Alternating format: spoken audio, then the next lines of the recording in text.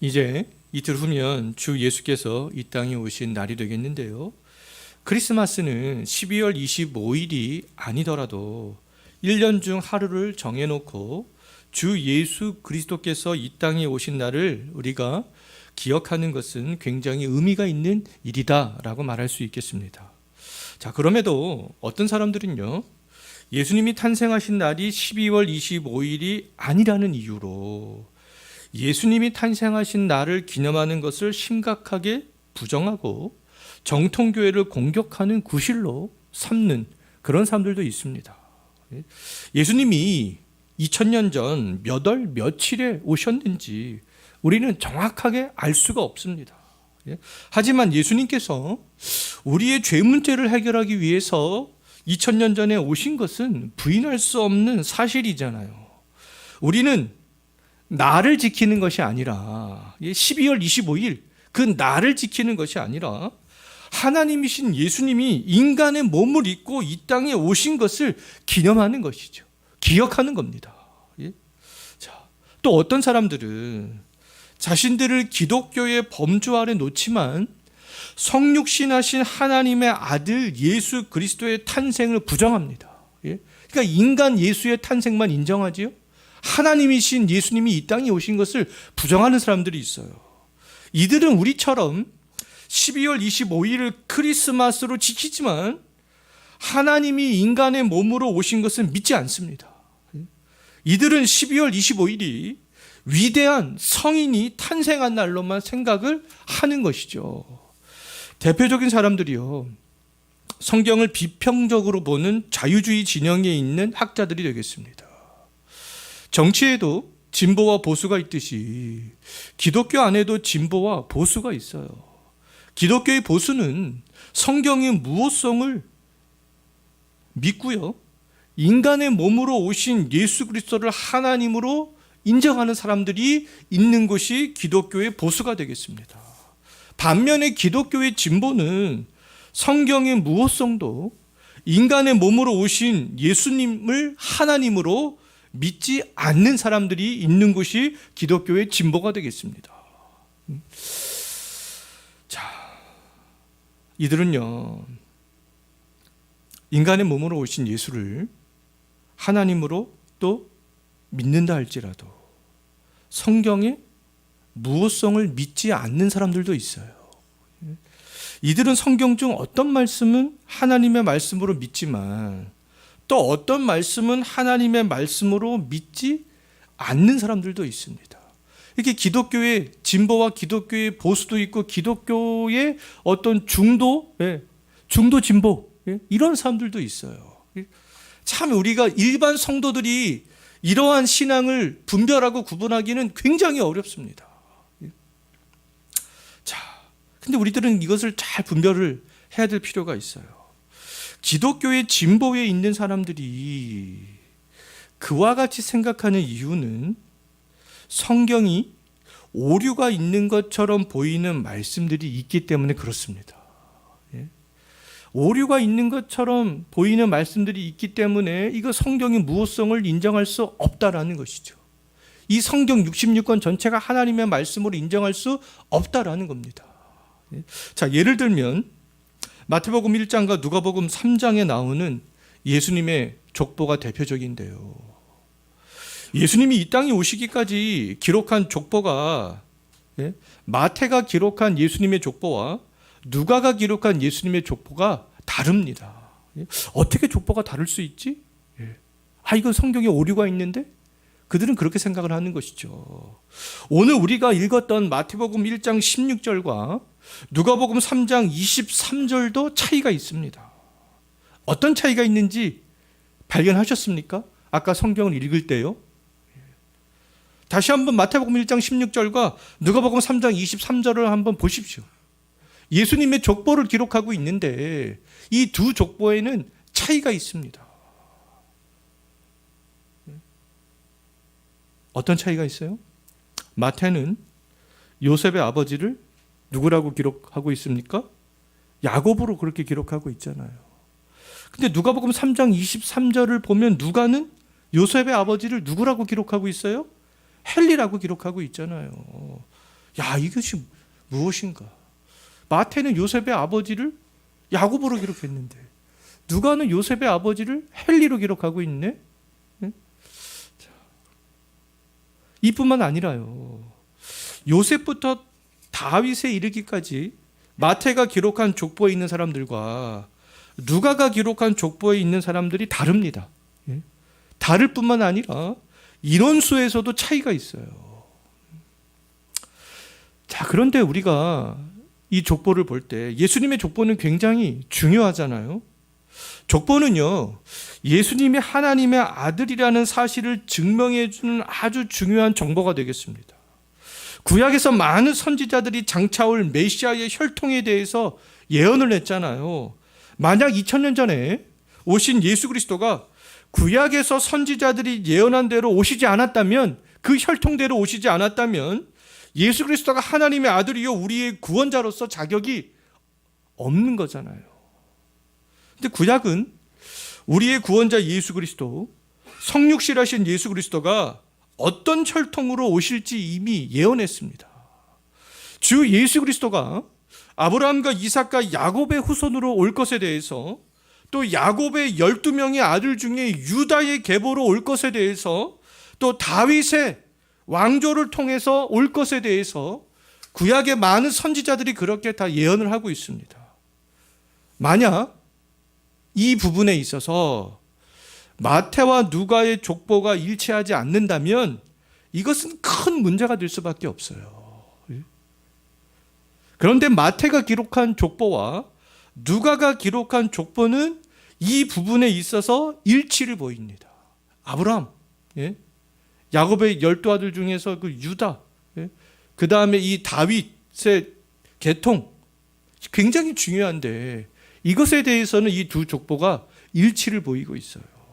그런데 문제는 뭐냐면 다윗 이후부터의 족보가 되는데요, 다윗 이후부터 예수님에 이르기까지 마태의 기록과 누가의 기록의 차이가 확연히 드러나고 있습니다.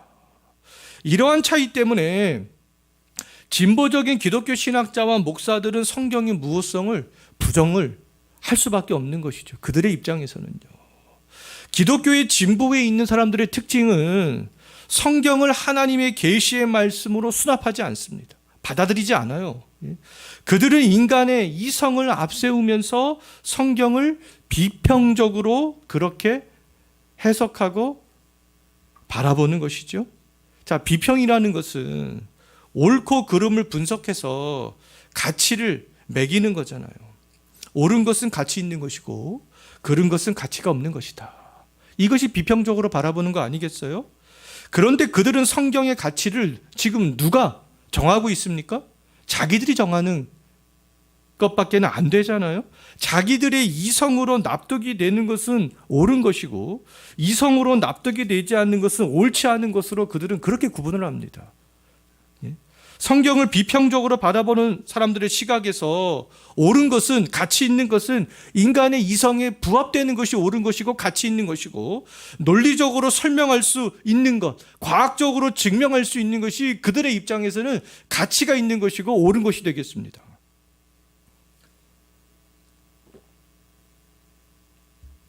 비평적 입장에서 성경을 보는 사람들은 언제나 성경이 하나님의 말씀이 아니라는 것들을 부정하기 위해서 그들은 성경을 볼 수밖에 없잖아요. 그들 항상 비평적 입장에서 바라보기 때문에 그렇습니다. 그들에게 성경은 하나님의 은혜를 받는 방편도 하나님의 뜻을 아는 수단도 될 수가 없는 거잖아요. 그들은 성경을 통해서 자기를 계시하실 하나님을 알기 위해서 성경을 보는 것이 아니라 자기의 지적인 만족을 위해서 성경을 보는 것밖에 되지 않습니다.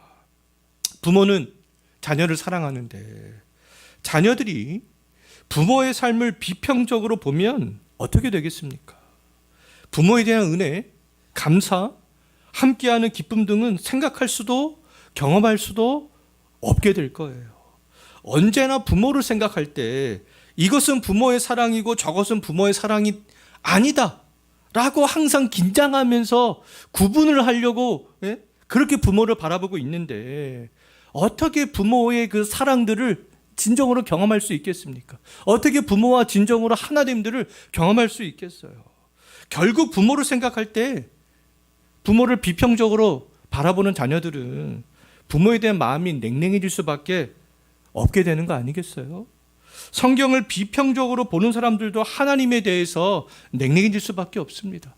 성경을 보면 볼수록 그들의 마음은 차가워질 수밖에 없게 되는 거 아니겠어요? 그들의 이성만 뜨거워질 수밖에 없게 되는 거 아니겠어요? 더 나아가서는 그들의 이성을 앞세울 때 하나님을 부인할 수밖에 없게 되는 것이죠. 성경을 보다 보면 예수님의 족보처럼 차이가 나는 말씀들이 있습니다. 이때 우리가 취해야 할 바른 자세는 비평적 입장이 아니라는 것이죠.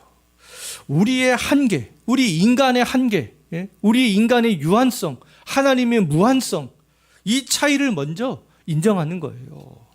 인간의 한계를 인정하면서 요셉의 아버지를 야곱이라고 기술한 마태와 요셉의 아버지를 헬리라고 기록한 누가의 차이를 탐구해 보는 겁니다. 연구해 보는 것이죠. 우리 인간의 이성의 한계를 생각하면서 하나님의 무한성을 생각하면서요. 그런데 이러한 연구와 탐구는 일반 성도들이 해야 할 일들이 아니다라는 거예요. 그럼 누가 해야 되겠습니까? 이러한 일들은 신학자들이 해야 되는 일들이 되겠습니다. 그리고 또 목사들이 해야 될 일들이 있는데요. 이 목사들은 바른 신학자들이 탐구하고 연구해 놓은 그런 결과물들을 성도들에게 바르게 가르치는 일들을 하는 것이죠. 성도들이 마태복음 족보를 읽고 누가복음 족보를 읽다가 이거 차이가 있네? 이렇게 분명히 그런 생각이 들 수밖에 없거든요. 그럴 때 신학자들이 해야 될 일들과 목사들이 해야 될 일들이 있다라는 거죠. 자, 바른 신학을 하는 신학자들의 주석을 보면 마태가 기록한 족보와 누가가 기록한 족보의 차이를 대체적으로 두 가지로 설명을 합니다. 첫 번째, 어떤 설명을 하고 있냐면 마태는 요셉의 족보를 따른 것으로 그렇게 이야기를 하고요. 누가는 마리아의 족보를 따른 것으로 그렇게 이야기를 합니다. 마태는 요셉의 조상을 추적하여서 다윗에 이르기까지 기술한 것이고 누가는 마리아의 조상을 추적하여서 다윗에 이르기까지 기술한 것이다. 이렇게 이야기를 합니다. 누가가 마리아의 조상을 따라서 기술한 것은 마리아에게는 여자 자매들만 있었기 때문에 마리아의 아버지에게는 아들이 없었기 때문에 요셉이 마리아와 결혼한 다음에 다윗에 이르기까지 마리아의 가계도를 지금 따르고 있다. 그것을 지금 누가는 강조하고 있다. 이렇게 이야기를 합니다. 자, 두 번째는요. 마태는 다윗 이후 왕위를 계승한 솔로몬의 족보를 기록하고 있는 것이고 누가는 실제적으로 요셉의 육신의 혈통을 기록한 것이다. 이렇게 이야기합니다. 저는 이 첫 번째와 두 번째 이 관점 중에 저의 생각은 이 두 번째 관점에 동의합니다. 두 번째가 더 맞는 것 같아요. 다윗에게는 여러 명의 아들들이 있었잖아요. 여러 명의 아들 중에 다윗의 왕위를 이은 아들은 누구였습니까? 솔로몬이었잖아요. 자, 마태는 다윗의 왕위를 계승한 솔로몬으로 이어지고 있는 지금 족보를 기술한 것이죠. 다윗의 왕조를 이은 그 족보들을요. 말하자면 저에게 아들이 있잖아요. 근데 저의 아들이 저의 족보를 따르지 않고 지금 저의 형님의 족보를 따르고 있는 거예요. 또 저의 아들의 아들도 저의 족보를 따르지 않고 형님의 족보를 따르고 있는 것이죠. 그 아들도 지금 누구를 따르고 있어요? 왕위를 계승한 계속 저의 형님의 족보를 말하자면 따르고 있는 거예요. 마태는 지금 왕위를 지금 다윗의 왕조를 계승하고 있는 그 왕의 족보를 따라서 마태는 지금 기술한 것이다. 그렇게 보고 있습니다.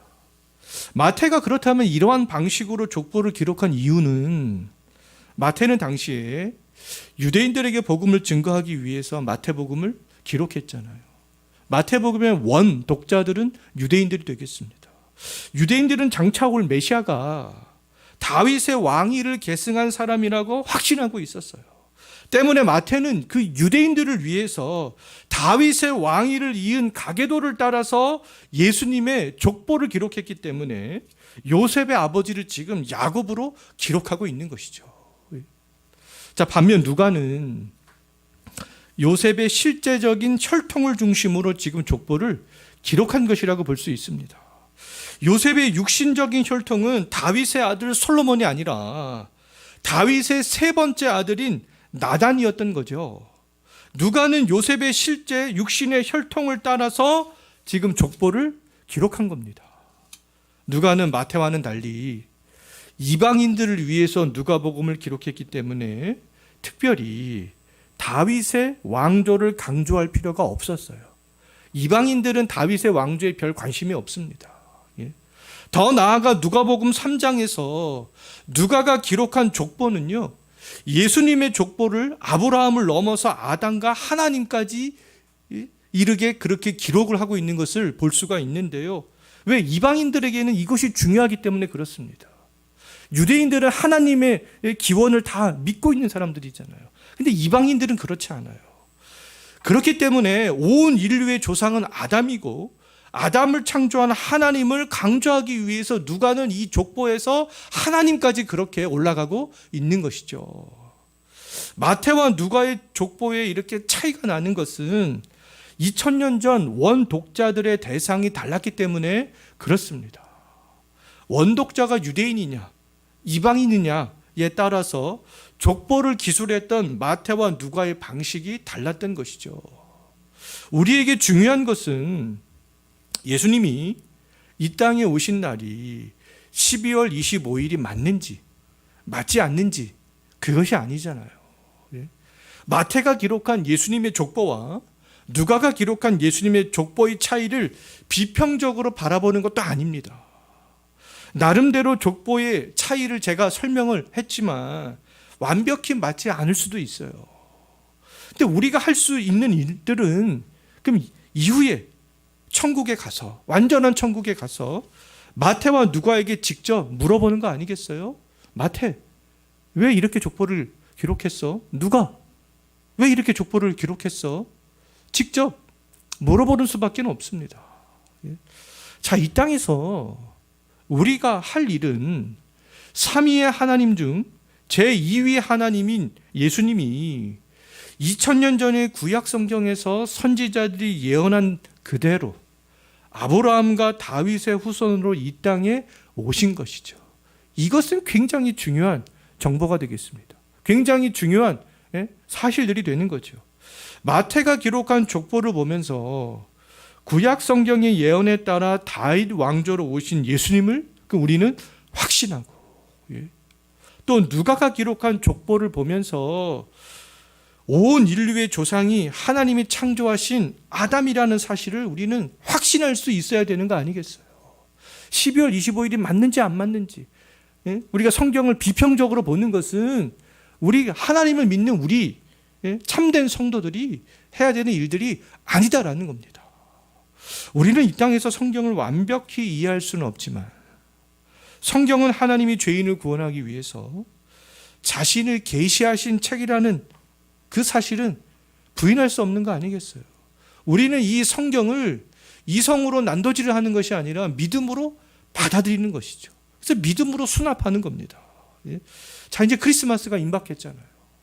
크리스마스가 임박했는데 우리는 이 예수님의 족보를 생각하면서 우리의 하나님 되시는 주 예수님께서 성경의 말씀대로 하나님께서 우리를 구원하시기 위해서 보내신 그 예수 그리스도, 그 예수 그리스도가 이 땅에 오심에 대해서 정말 우리가 감사하고 기뻐할 수 있는 그런 우리가 크리스마스, 그런 성탄이 되었으면 좋겠습니다. 우리 시간에 다 같이 한번 기도하시고 또 개인적으로 기도하시다가 돌아가시면 되겠는데요.